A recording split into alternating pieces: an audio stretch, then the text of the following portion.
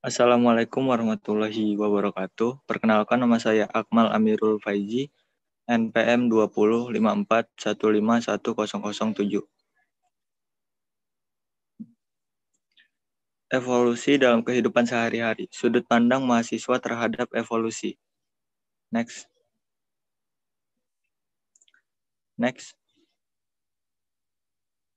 Pendahuluan. Evolusi merupakan teori yang menyatakan perubahan pada komposisi genetik makhluk hidup yang diakibatkan oleh seleksi alam dan kurun waktu tertentu.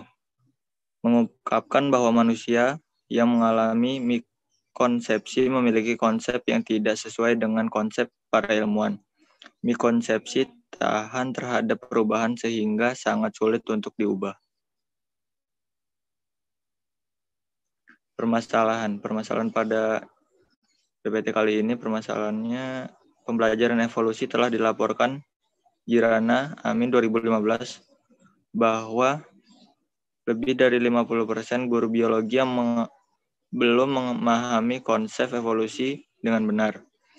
Menurut Singer, minat belajar yang tertinggi menjadi landasan yang terpenting bagi keberhasilan suatu pembelajaran termasuk pembelajaran evolusi.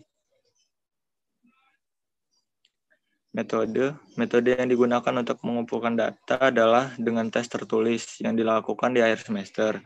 Tes tertulis memuat pertanyaan tentang pengertian evolusi dan contoh evolusi dalam kehidupan sehari-hari.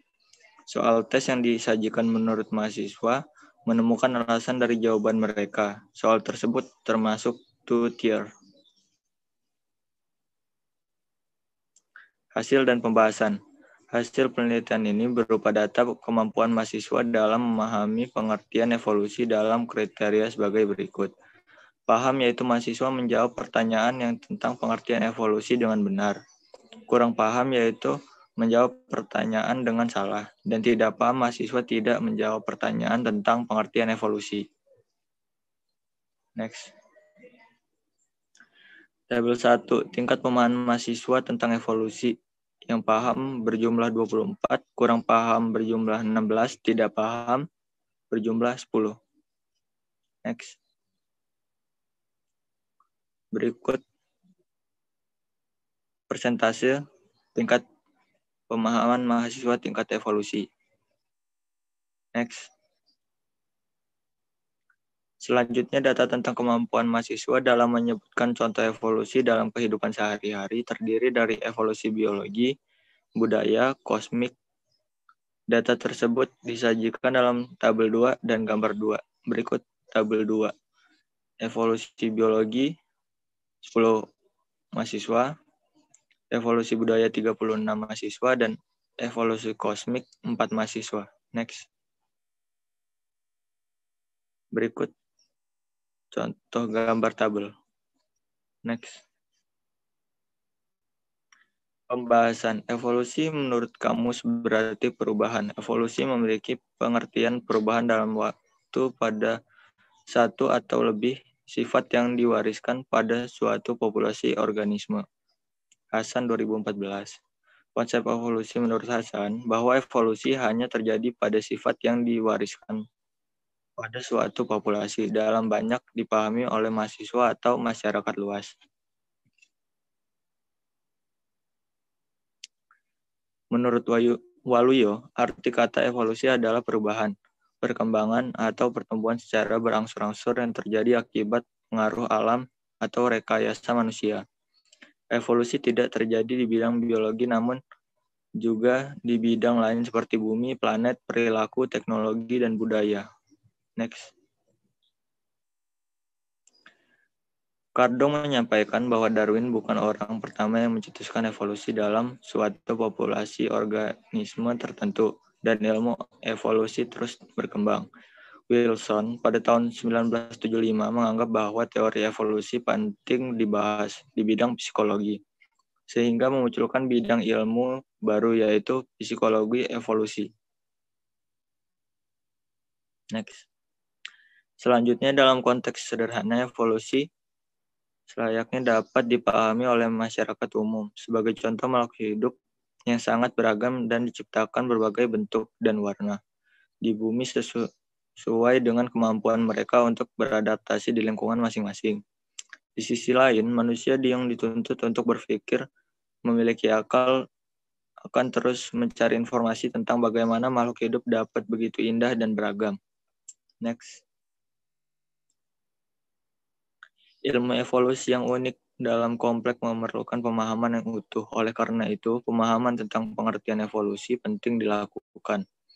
Tabel 1 dan gambar 1 menunjukkan bahwa mahasiswa calon guru 48% memahami pengertian konsep evolusi dengan baik, sedangkan 32% kurang paham dan sisanya adalah tidak paham. Next. Pendekatan kontekstual merupakan salah satu pendekatan pembelajaran yang berdasarkan filosofi konstruktivisme.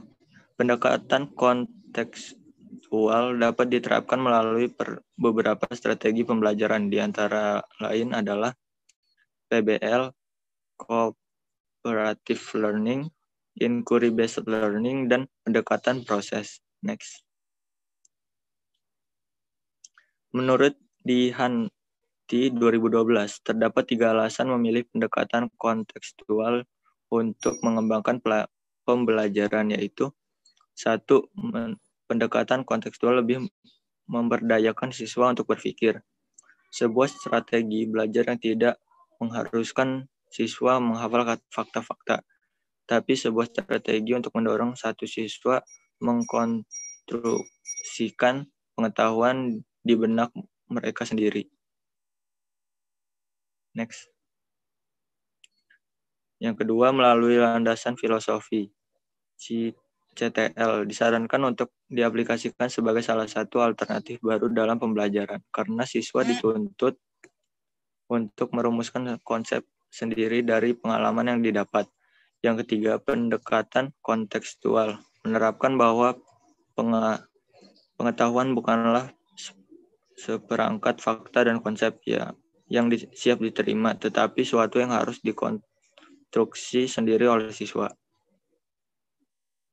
Next. Kesimpulan, sebagian mahasiswa 48% memahami konsep evolusi dan 72% di antara menyebutkan evolusi budaya di lingkungan sekitar mahasiswa.